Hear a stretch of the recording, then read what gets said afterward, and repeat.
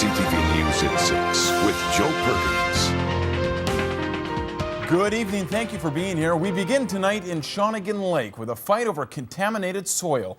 The government is proposing a plan that would see truckloads of toxic soil from Victoria dumped smack dab in the middle of Shawnigan's watershed. Now, the process is legal, but the community says it's not right, and it's not happening in its backyard. The sun may be shining in Shawnigan Lake, but people here fear there is a dark cloud coming. The water's very important. I own a daycare. I have a 3-year-old.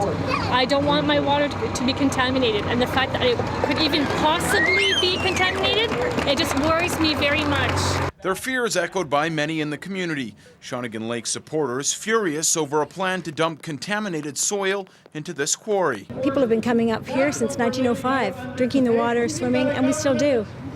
So it's really disrespectful. The Environment Ministry has issued a draft permit to a Vancouver Island company.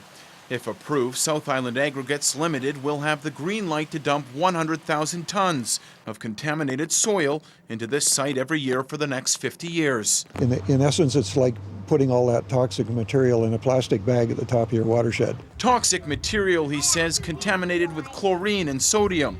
Hardly comforting news for the more than 7,000 people who expect clean water. The watershed is very, very important. You know, we drink it, we swim in it, we shower in it. No! One more time! No! Similar concerns were presented Monday when the community made its first public appeal.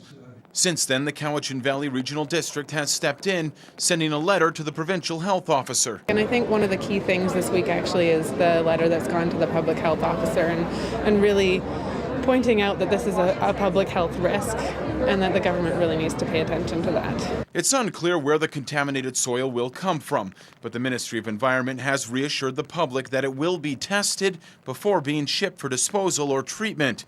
The province has also extended the period for public comment from 2 to 3 weeks.